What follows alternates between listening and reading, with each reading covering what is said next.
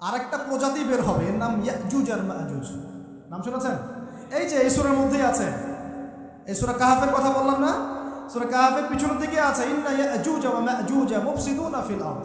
যুলকারনাইন বাদশার কথা পড়বেন, তিনি যে দেয়াল নির্মাণ করে দিয়েছিলেন লোহা এবং তামা দিয়ে, মনে আছে, পড়েছেন? আচ্ছা, এই ইয়াজুজ আর মাজুজ যখন বের হবে, পৃথিবীর পানি খেয়ে শেষ করে ফেলে দিবে।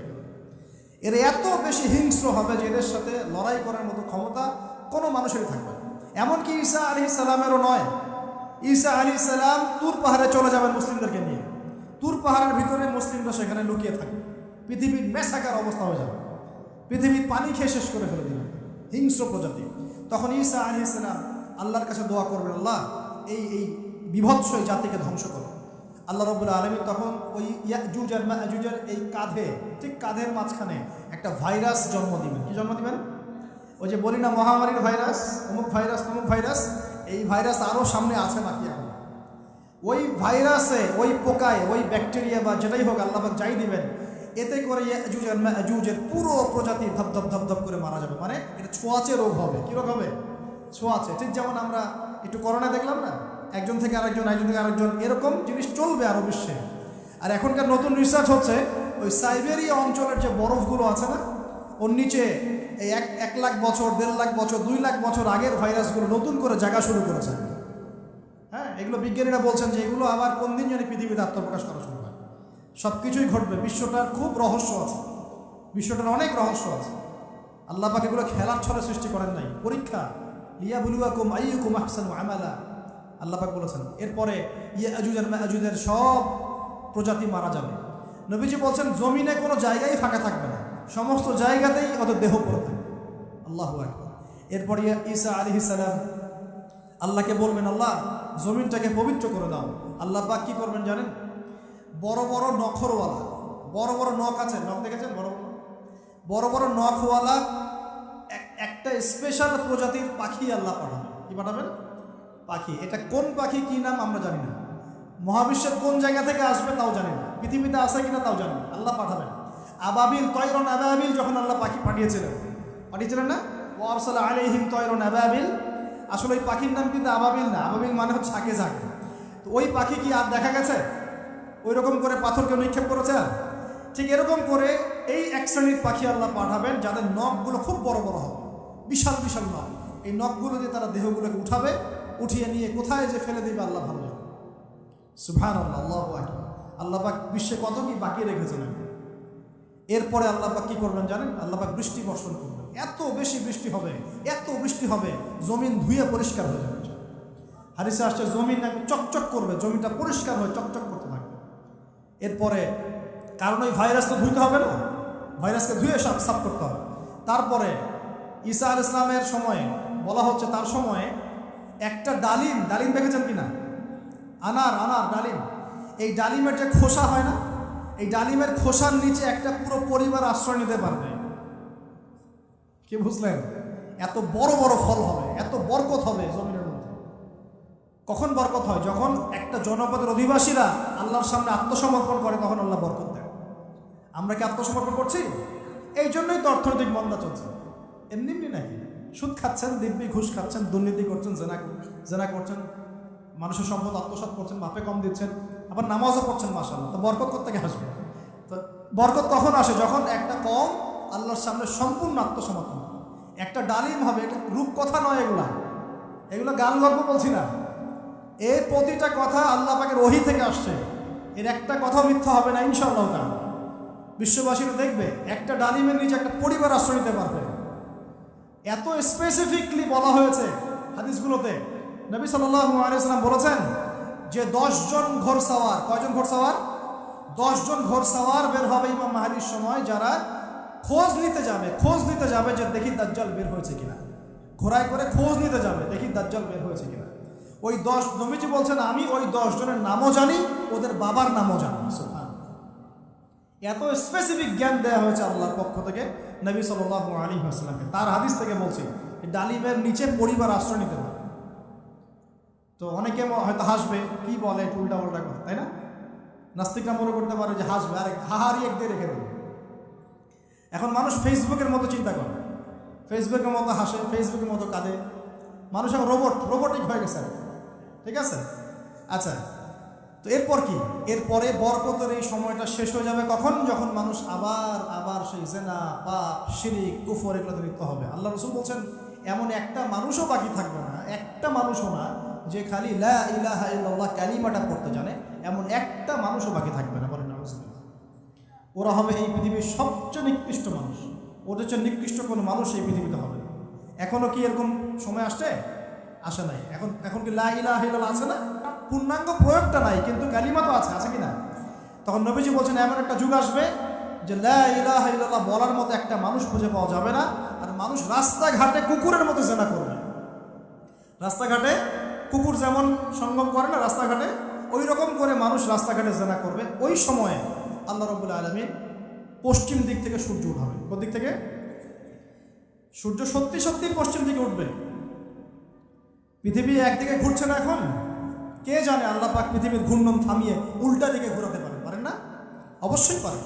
আল্লাহ পাকের জন্য এটা খালি বলা কুন ফায়াকুন, হাও হয়ে যাবে। পুরো বিশ্বের বড় বড় ডিপার্টমেন্টগুলো কারা নিয়ন্ত্রণ করছে? আমরা নিয়ন্ত্রণ করছি? জি না। এমনকি খ্রিস্টানরাও নিয়ন্ত্রণ করছে না, বরং ওরাই নিয়ন্ত্রণ করছে। আপনাকে গভীরে ঢুকতে হবে তো।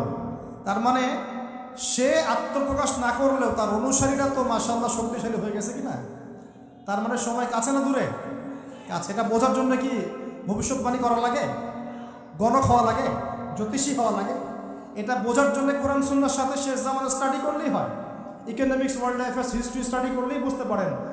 হৃদয়ের চোখ খুলে যাবে ইনশাআল্লাহ। আল্লাহ পাক বোঝার তৌফিক দান করুন।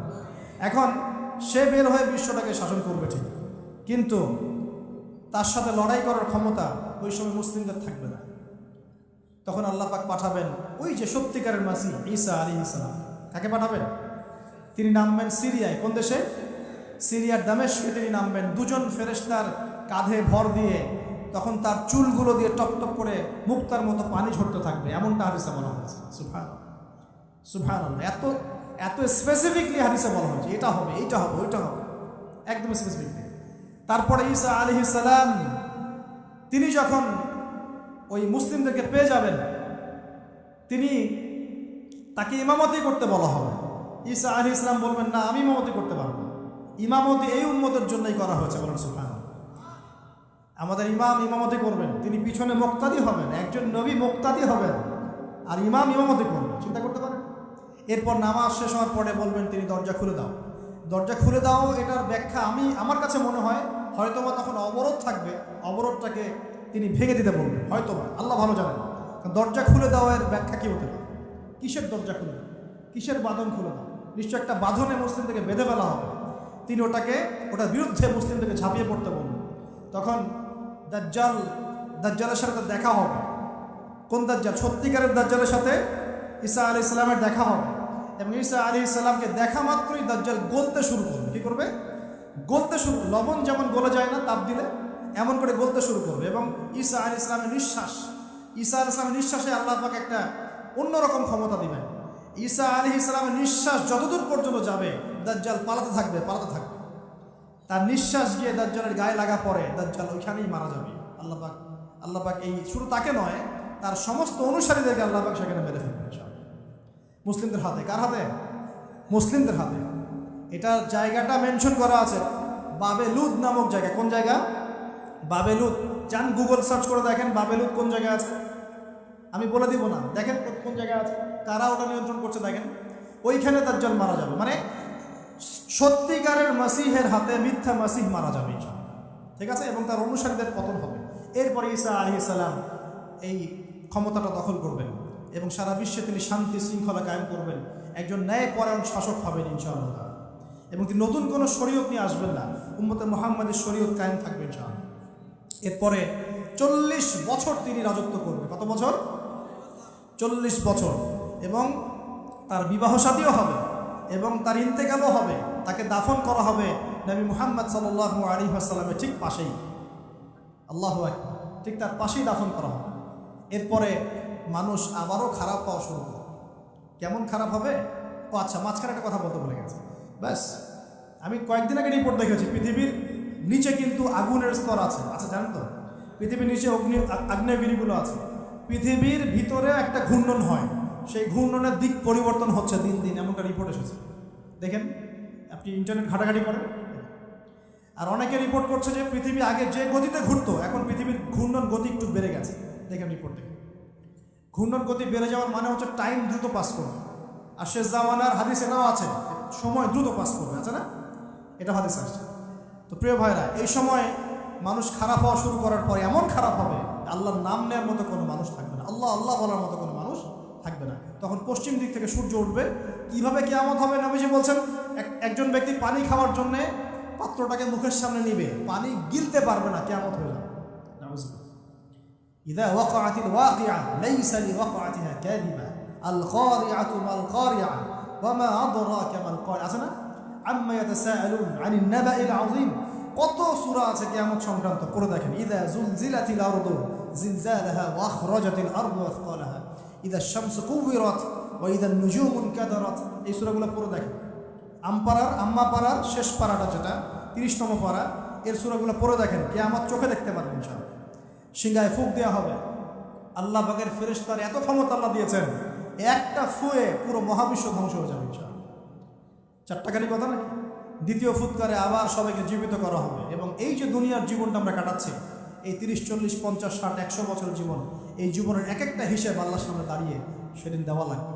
অতএব এই দুনিয়ার জীবনটাতে প্রস্তুতি গ্রহণ করি, 5 ওয়াক্ত নামাজ পড়ি, যাকাত দেই, কালিমা বোঝার চেষ্টা করি, আল্লাহ তাওহীদ শিখি, জানি, বুঝি, নবীর সুন্নাত অনুযায়ী আমল করি, হালাল খাই, পরিবার গড়ি, মানুষকে সৎ কাজে দাওয়াত দেই, অসৎ কাজে নিষেধ করি, ইসলামকে আল্লাহর জমিনে প্রতিষ্ঠা করার চেষ্টা করি।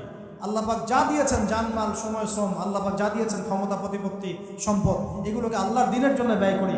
ইনশাআল্লাহ দুনিয়া সফল হব, পরকালে সফল হবো ইনশাআল্লাহ আযজা ওয়া জাল।